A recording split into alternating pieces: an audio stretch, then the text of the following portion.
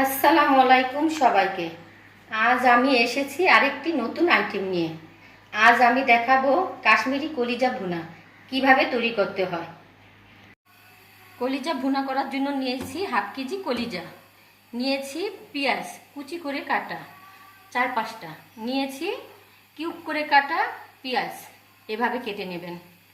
আর কলিজাটাও এভাবে ছোট ছোট করে কেটে নেবেন, ঠিক এভাবে, এই যে এভাবে। আর নিয়েছি সরিষার তেল, কাশ্মীরি কলিজা ভুনা করতে এরকম সরিষার তেল লাগে। আর নিয়েছি আদা রসুনের পেস্ট একত্রে মিশ্রণ করা, নিয়েছি গরম মশলা, জৈত্রী, মৌরি সব মিশ্রণ করে একত্রে পেস্ট করা, নিয়েছি 2টা টমেটো পেস্ট করে, কাঁচামরিচ 4-5টা পেস্ট করে, নিয়েছি ধনিয়া গুঁড়া, নিয়েছি জিরার গুঁড়া বাটা পেস্ট করে। এখন আমি কলিজাগুলো সিদ্ধ করে নেব, এইভাবে সিদ্ধ করে নেব। কলিজাটা বলক আইসা পড়ছে, এই যে দেখুন কিভাবে বলক আসছে। এই একটা বলক আসলে নামিয়ে ফেলব, আমি এখন নামিয়ে ফেলবো। কলিজাটা সিদ্ধ করে এখন পানি ফেলে নিয়েছি, এই যে দেখুন পানি ফেলে দেওয়ার পরে এরকম হয়েছে, একটু ধুয়ে নিতে হয়। এখন আমি একটি প্যান বসাবো চুলাতে। এখন 2 টেবিল চামচ তেল দিব, সরিষার তেল দেব। সরিষার তেল দিয়েছি, এখন দেব কুচি করে পেঁয়াজ কাটা,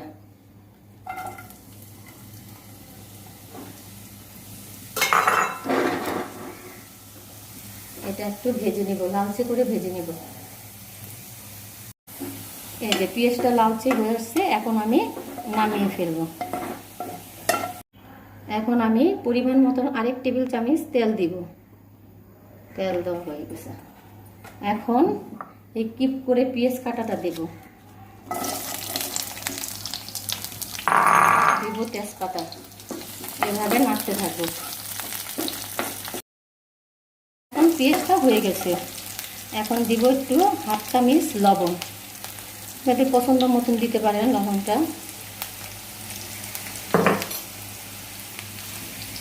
দিয়ে দিব আদা রসুন একত্রে মিশ্রণ পেস্ট 2 টেবিল চামচ, 1 চামচ কাঁচামরিচের পেস্ট, দিব ধনিয়ার গুঁড়ো, আর দিব 1 চামচ জিরা বাটা জিরা, তার মতন পেস্টটা করে দেব।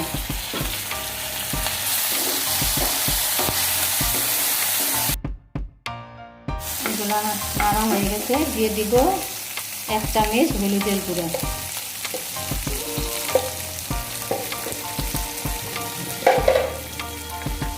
আর দিয়ে দিব 1 চামচ মরিচের গুঁড়া। বেশি দেব না, যেহেতু কাঁচা মরিচের বাটা আছে, তাই মরিচের গুঁড়া 1 চামচ দিলাম। এভাবে নাড়তে থাকি। এখন একটু দেব 1 চিমটি পরিমাণে পানি, এখন একটু ভালো মতন কষিয়ে নেব। এভাবে কষিয়ে হয়ে গেছে, এখন আমি 2 চামচ টমেটো পেস্ট দেব, 2 চামচ পেস্ট, আবার একটু কষিয়ে নেব, এভাবে কষিয়ে নেব।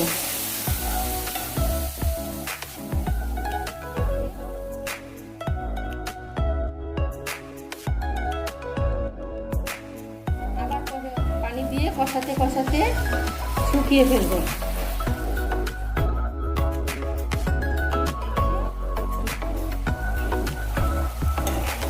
এভাবে কষিয়ে এখন আমি একটু গরম মশলা পেস্ট দেব, 1 চামচ,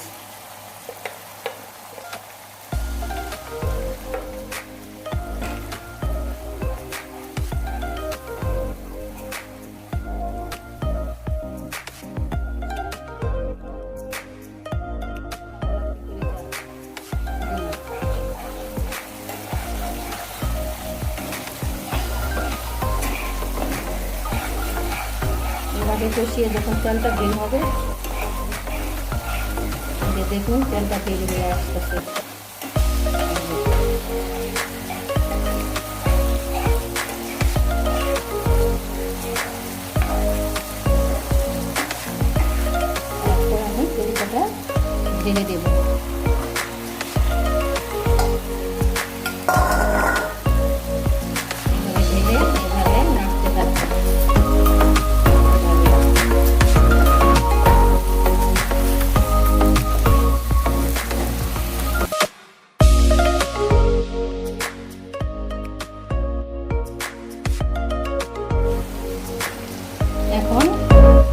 আছে 5 মিনিটের জন্য ঢেকে রাখবো।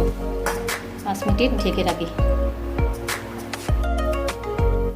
এখন ঢাকনাটা খুলে নিই। ফিরে আসলাম 5 মিনিটে।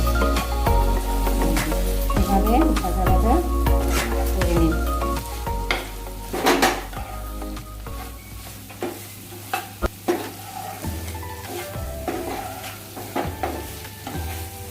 ভাজা ভাজা হয়ে আসলে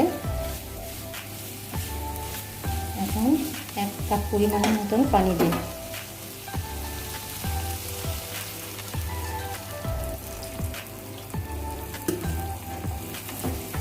এটা বাড়িয়ে দিন।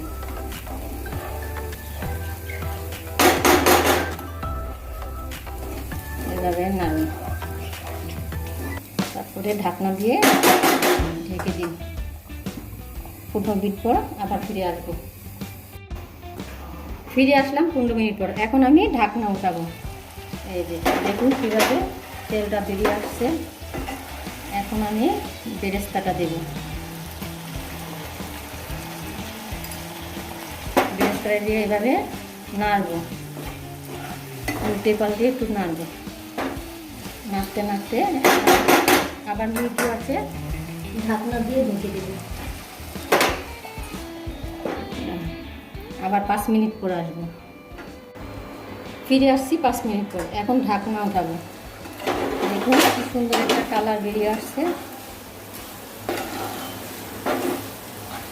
এভাবে নাড়ে তারপরে আমি একটু কাশ্মীরি লঙ্কা গুঁড়ো ছিটিয়ে দেব।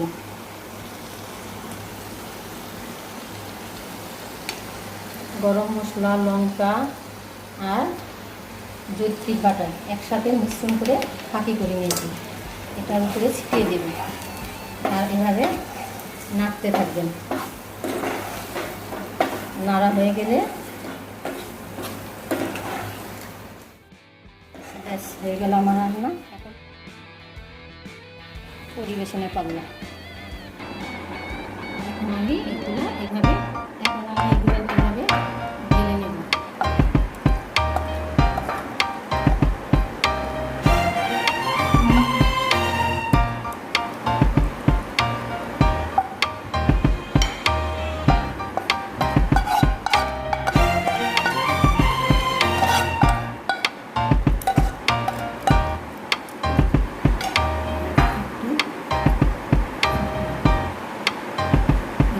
একটু ছিটিয়ে দেবো।